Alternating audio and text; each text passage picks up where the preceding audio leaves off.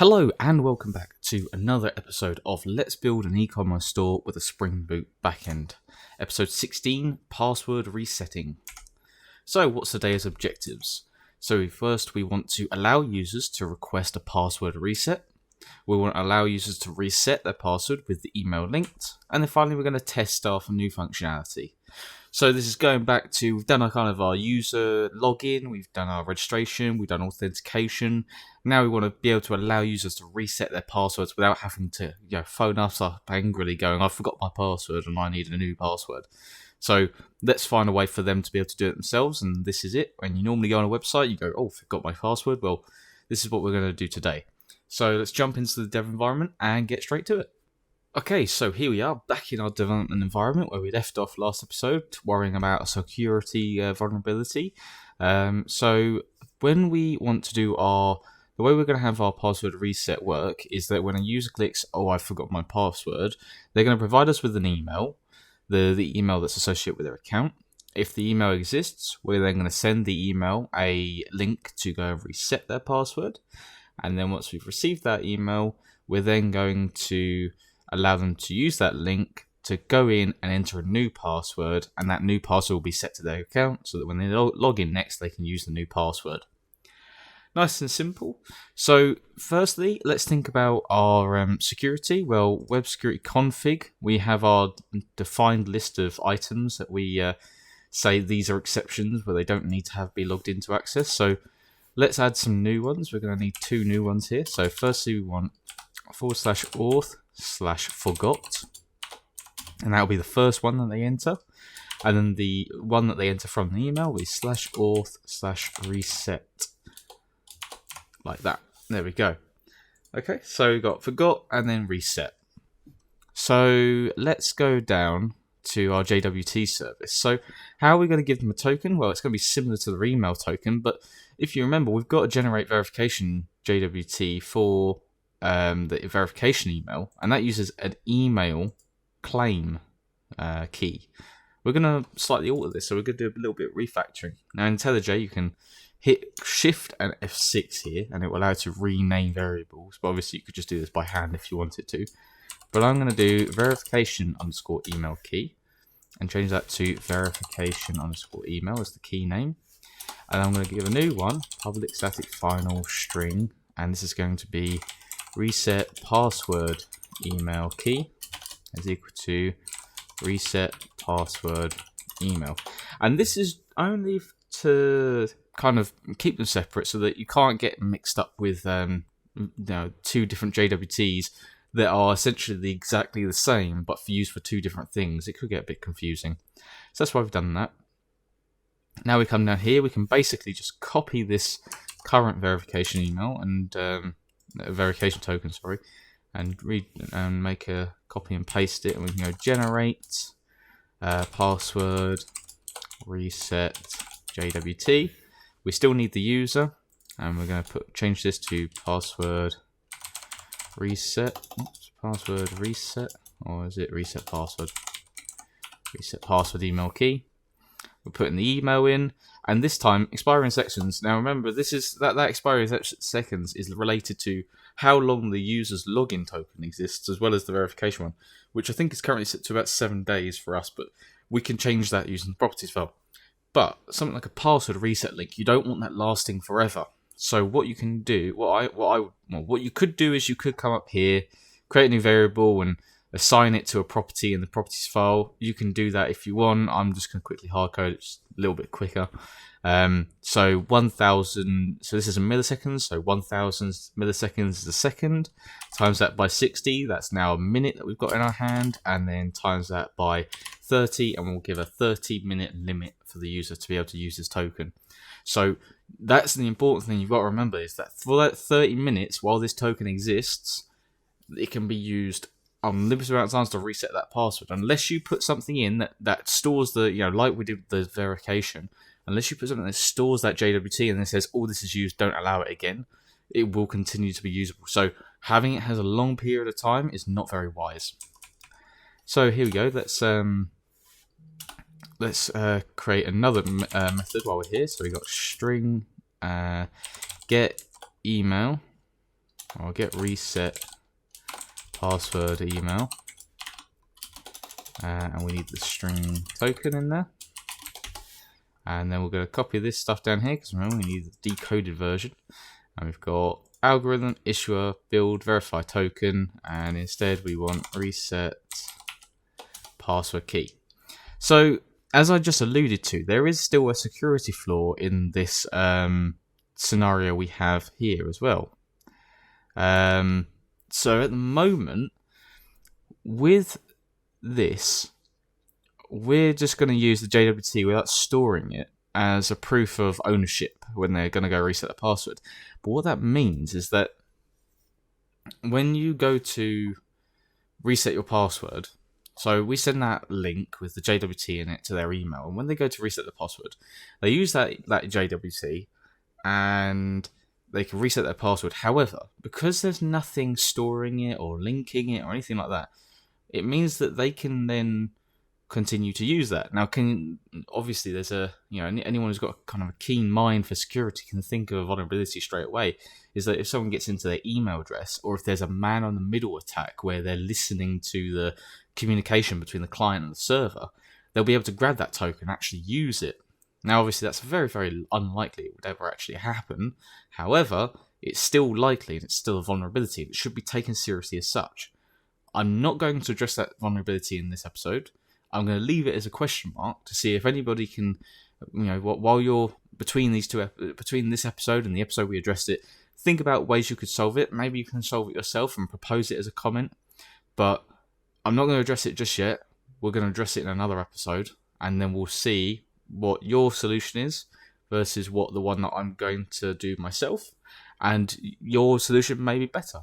So this is the beauty about programming, is that at the end of the day, everyone has their own interpretation, and sometimes just brainstorming and people coming up with their own ideas separately can sometimes come up with better code.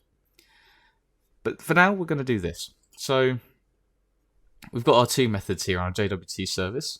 The next service we need to update is our email service, because we want to send a new email. So we're going to do public void send password reset email. And then here we're going to want the local user we're sending it to and the token we're sending. And as above, we're going to throws email failure exception in case there's some problem. Local user, why is that not?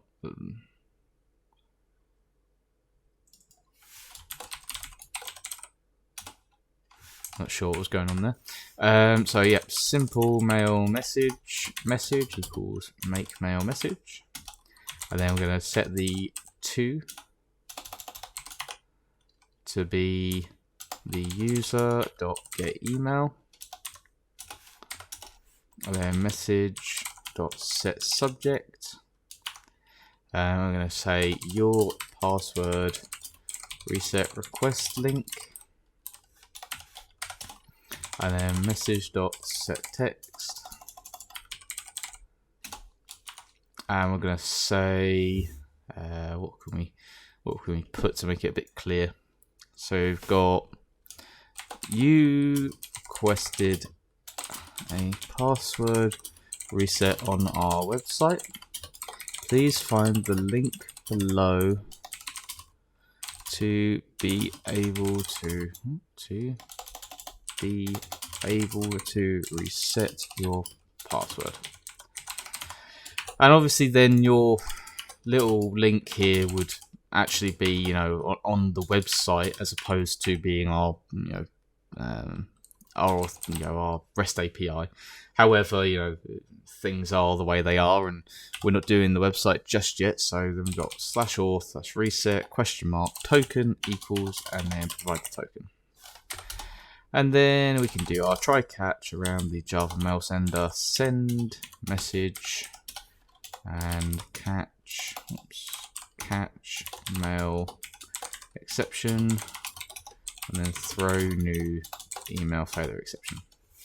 So there we go. Now we've got another one here, and then our final service we need to update to do our first half of this is in the user service.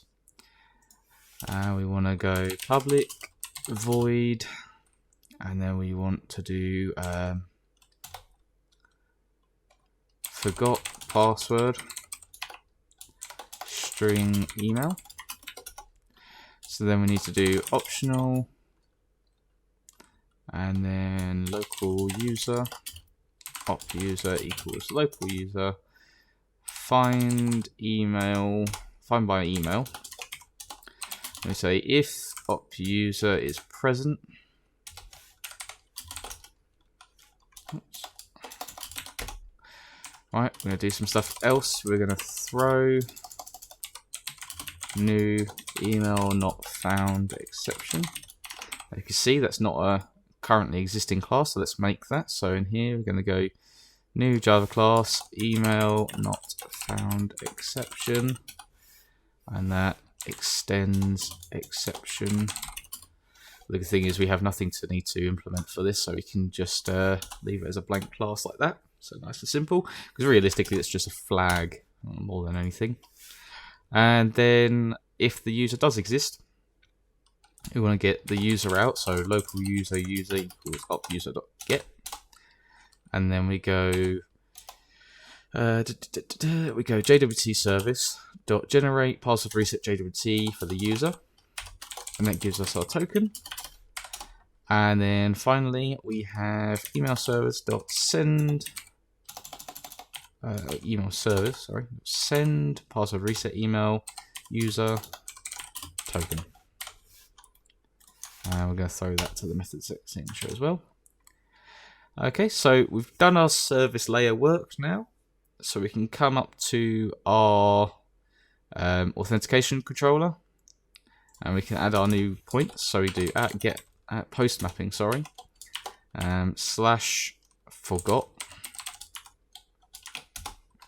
public response entity forgot password, and then request param string email.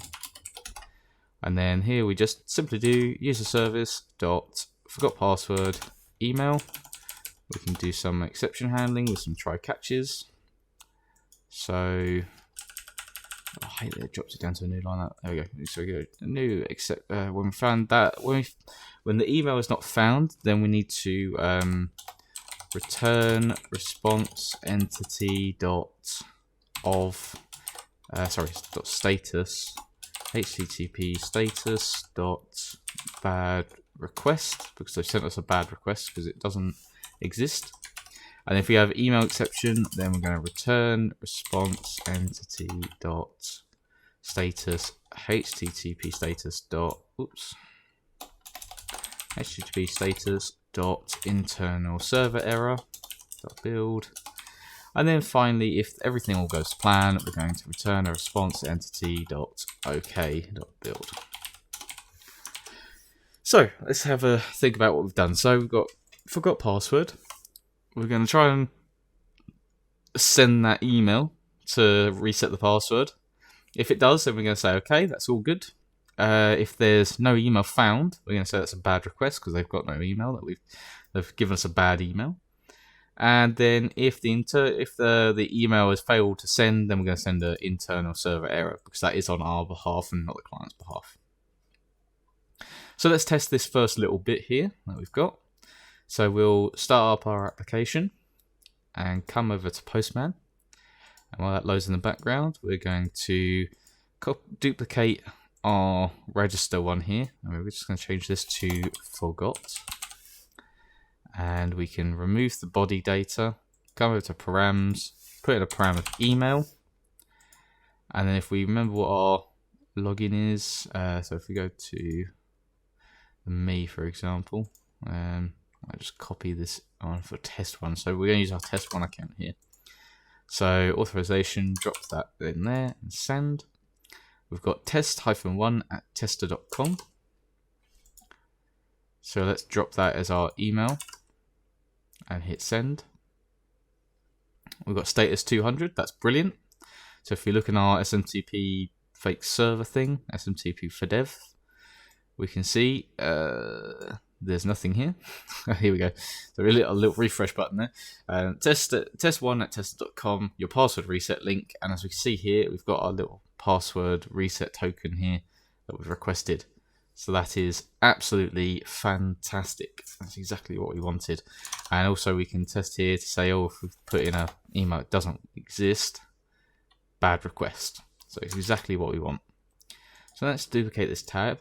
And the next one we want is reset. So let's go and make that now. So when we've got our reset, we've got our JWT service to get the reset email from the token. We need to actually get the rest of the user service implementation for this. So public void, and then a reset password, and then string token. Oh, no, sorry, actually, what we're going to have here is because we're not just passing the token here, we're also passing a new password. We're going to actually make a new API model entity for this. So we're going to call, well, not entity, but like a DTO. We're going to call this password reset body, and it's going to store private string token and private string password, and that's our new password. And if we come into registration body, we can actually copy the password requirements from in here into here. And we can also label this as not blank and not null as well. So we can do our @valid to auto verify these for us. So let's now go back to our user service, and we're going to go password reset body. And now we have our body, we can now use the token to get out the email. So we go string email equals JWT service.get password email, reset password email, body.get token. And then we can go optional local user op user equals local user DAO, find username by ignore, find by email, ignore case, and then we drop our email in there. Now obviously you could put some exception handling here to say when the user isn't found, throw something back to the client going, oh, that's a really bad token. I mean, I'm not going to do that here because it should never happen. You should never have a token laying around where a user doesn't exist. But obviously if you wanted to, this is where you would do it. So we've got local user equals opuser.get, and then that's now our user in hand. So we can now then go user.setPassword and then do encryption service dot encrypt password body.get password, and then we do local user DAO dot save user. And I believe that's all we need to do.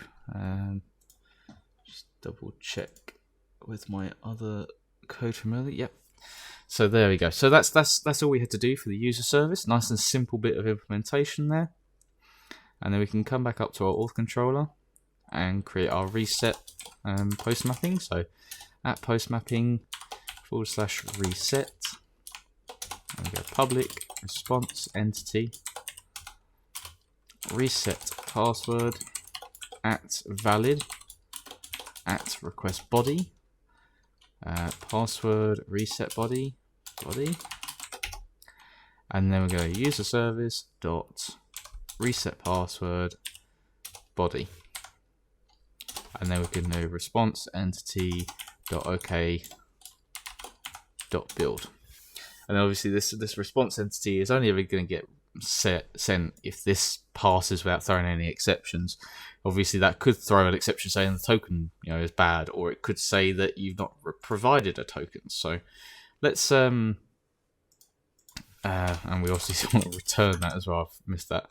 So let's restart our application, and fingers crossed we should now be able to go into SMTP4 dev, take this token we used from earlier, and copy that.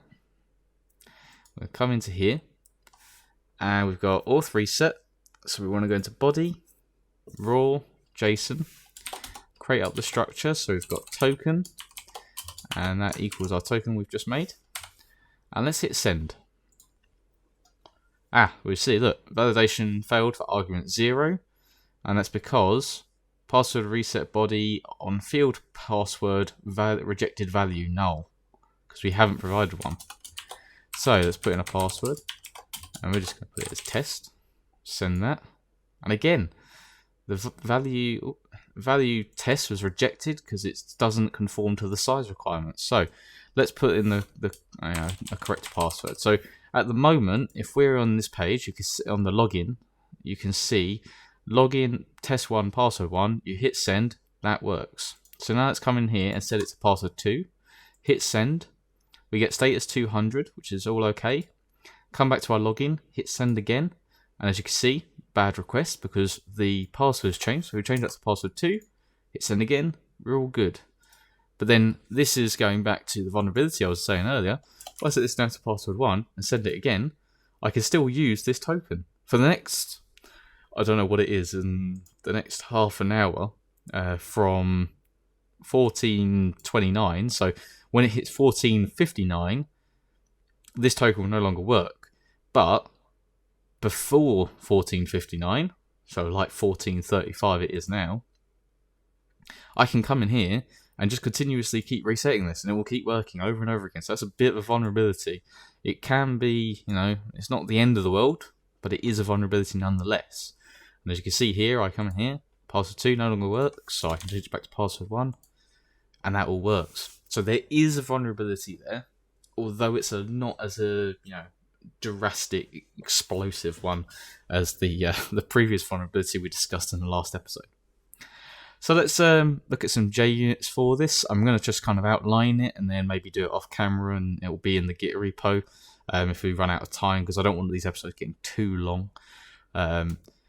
So what we can do is in our where are we? So in our JWT service test, we need to test our new methods. So at test public void test password reset token.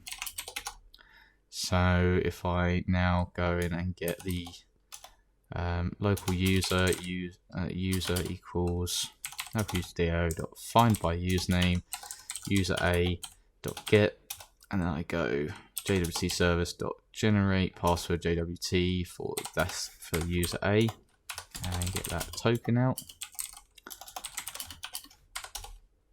And then I do assertions dot assert equals, and then user dot get email should be what's in JWT service dot get reset password token,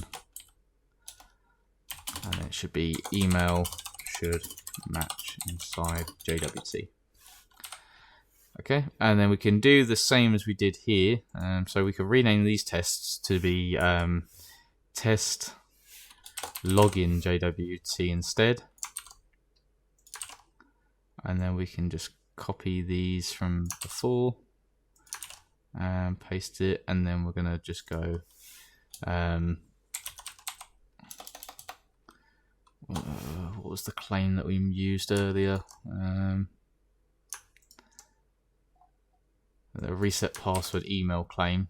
So we can go back to our test that we had earlier, and we can change this to be this instead, and then it's user@junit.com. I'm pretty sure is our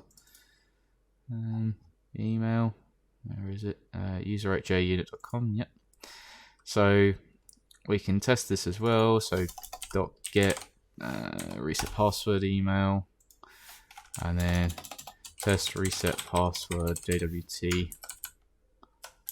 So you can see we're kind of copying the existing code, but I mean it's kind of what we have to do. So we can copy that, drop that there, get password email.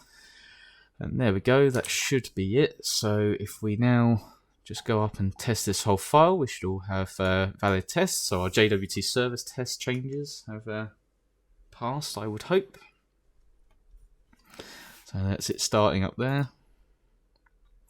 And they're all passing, that's brilliant. And then our user service test. So our user service, let's think about how that's changed. We've added two new methods, the forgot password and the reset password. So we need to verify that these both work. So we're going to do a first test to see if it throws the error for an email that doesn't exist. Then we're going to do a second test to say when we do a valid one, does it send and is it all okay? And does the email receive it? Then we're going to do a test for reset password. We're going to say, oh, well, if I give it a token that doesn't exist, does it fail over? If I give it a token that does exist with a password, does the password change? So those are kind of like our two bits of code that we're going to experiment with. Let's see how far. We're in 25 minutes in. I think we can squeeze some of that in.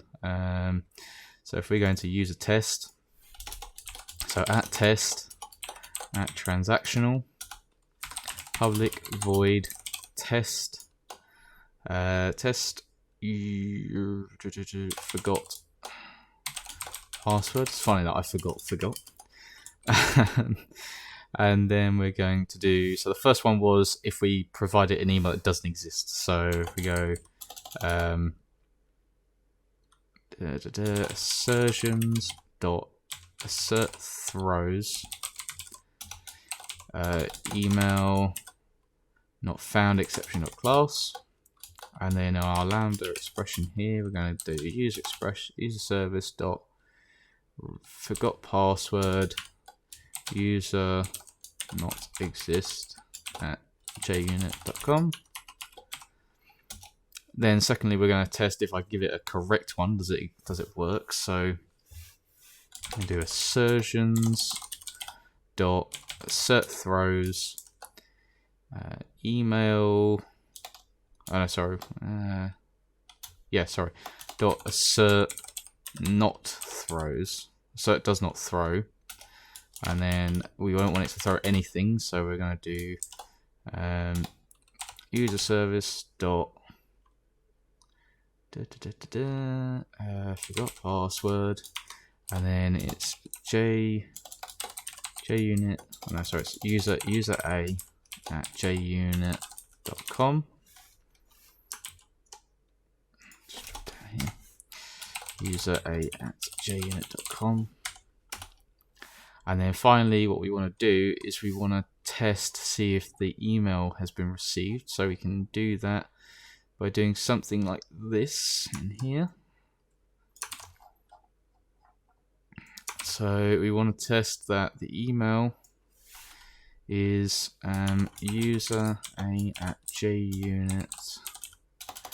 junit.com, and in the received messages at 0.0202 string is our one there. So that's testing the forgot password, and then public void test reset password.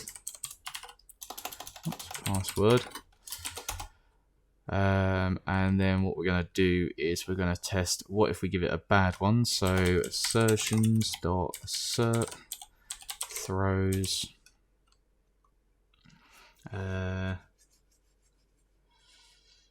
actually we don't need to test that because we've just tested if it gets a bad token, what happens in the JWT service. So in here we're testing that bad token logic here, so we don't actually need to retest it.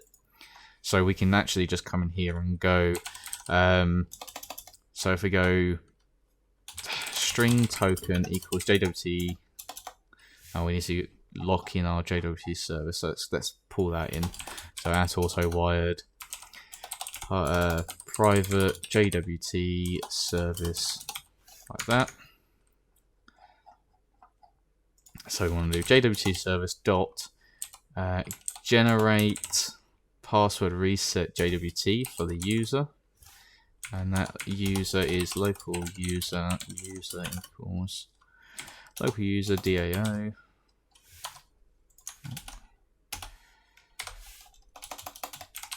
I don't have the local user DAO either, so let's inject that as well. That's auto wired. Private local user DAO, like so. Right, so local user DAO dot find by username user A, and dot get after that. And then we got a token, and then we're going to do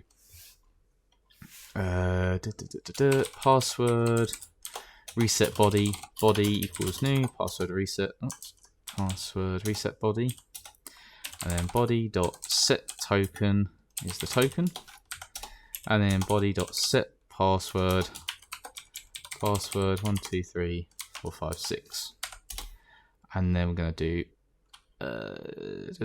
user service dot reset password with our body that we just created. And then finally, we're going to re-extract the user from the database. That's important because remember, at the moment, we've got a copy of the user instance up here from when we pulled it out. That's not going to be updated by this call here.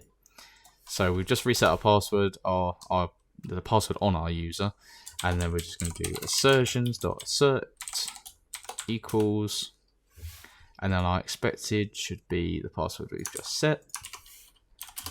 And then on top of that, the one that's got should be. Oh yes, we can't get the password from that because it's encrypted.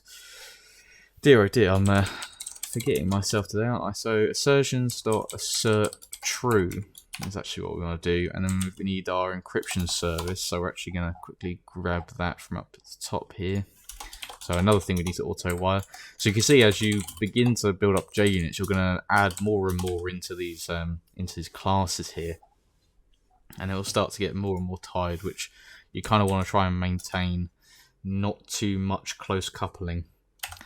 So encryption service dot verify password, and then the password we're expecting is that, and the hash is user dot get password. And then our password change should be written to DB. And then our little test here, password reset email should be sent. And then our test here as well is non-existing email should be rejected. And there we go, we can now test our user service just by running the entire class. And once that finishes, we should see an array of green ticks, which is what we like to see. So there we go. And that's it tested. So the email service, we've added this, yes, but we're kind of testing it with our user service. The JWT service, we tested all that correctly. The only other things we haven't really tested is the app valid on here. Again, I would allow you guys to do that for your own testing, because at the end of the day, your password, your password requirements may be different to mine. So I'll let you guys to build up those tests yourself. But yeah, so that's the end of the episode. I've run a little bit over 30 minutes, so I do apologise. As always, there's a playlist on my channel with all of the episodes in order if you want to watch that. Please feel free to like and subscribe and comment any feedback. It's always helpful to not just myself, but anyone else who's looking for help. And as always, thank you for watching, and I will see you in the next episode.